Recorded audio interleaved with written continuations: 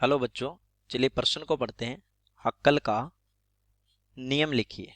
तो आइए सबसे पहले प्रश्न की मुख्य अवधारणा पे बात करते हैं। मुख्य अवधारणा। मुख्य अवधारणा एरोमेटिक यौगिक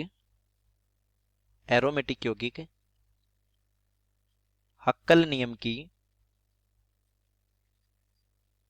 पालना करते हैं। एरोमेटिक यौगिक हक्कल नियम की पालना करते हैं। चलिए हक्कल नियम में कुछ महत्वपूर्ण बातें अथवा एरोमेटिकता की शर्तों को समझते हैं।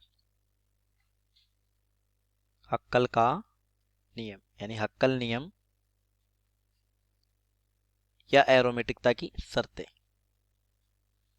एरोमेटिकता की शर्त। पहली बात लिखते हैं, यौगिक चक्रीय होना चाहिए। चक्रीय होना चाहिए। दूसरी बात, यौगिक समतलीय होना चाहिए। यौगिक समतलीय यानी कोई भी बंद तल से बाहर नहीं होना चाहिए, समतलीय होना चाहिए। तीसरी और सबसे महत्वपूर्ण बात लिखते हैं, यौगिक में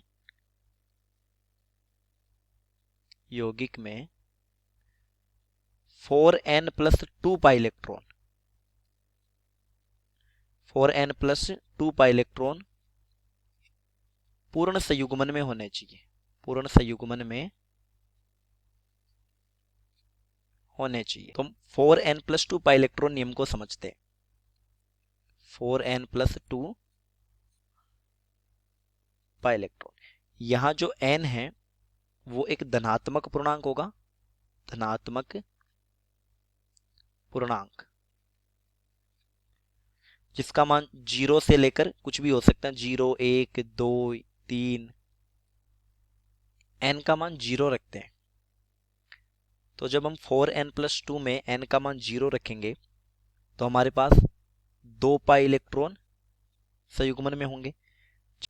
n का मान 1 रखेंगे तो 6 पाई इलेक्ट्रॉन संयुग्मन में होंगे। n का मान 2 रखेंगे तब 10 पाई इलेक्ट्रॉन संयुग्मन में होंगे।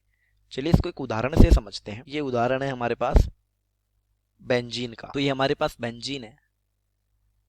हम देख सकते हैं बेंजीन में 3 पाई बंद है यानी कि 6 पाई इलेक्ट्रॉन संयुग्मन में है। देखिए पहली बात तो हमें दिख रहा है बेंजीन चक्रीय है। चक्रीय। दूसरा, बेंजीन में प्रत्येक कार्बन का संकरण होता है sp2। प्रत्येक कार्बन का संकरण प्रत्येक कार्बन का संकरण sp2 है यानी कोई भी बंद तल से बाहर नहीं है, अर्थात बेंजीन एक समतलीय यौगिक है, अर्थात समतलीय है। तीसरी बात, हमें दिख रहा है कि 6 पाई इलेक्ट्रॉन संयुग्मन में है। तो चलिए 4n+2 की जगह 6 रखेंगे तो यहाँ पर n का मान क्या आ जाएगा? 1 आ जाएगा, जो कि धनात्मक पूर्णांक है। 1 n का मान आ गया जो धनात्मक पूर्णांक है, यानी 4n+2 पाई नियम भी लागू है। 4n+2 पाई इलेक्ट्रॉन नियम लागू है।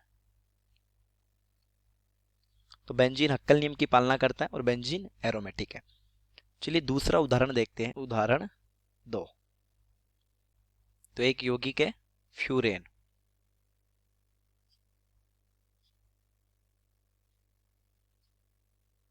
यहाँ ऑक्सीजन पर लोन पेयर है और यहाँ एक पाई बंद है, यहाँ एक पाई बंद है। तो यहाँ पर भी हमें दिख रहा है कि 6 पाई इलेक्ट्रॉन है संयुग्मन में है। इसको बोलते हैं, नाम लिख लेते हैं इसका फ्यूरेन। देखिए पहली बात तो ये भी चक्रीय है। दूसरी बात समतलीय है। इसमें भी क्या है, हर कार्बन का संकरण sp2 है इसलिए समतलीय। ऑक्सीजन का संकरण भी sp2 ही होगा। ऑक्सीजन का संकरण होगा sp2।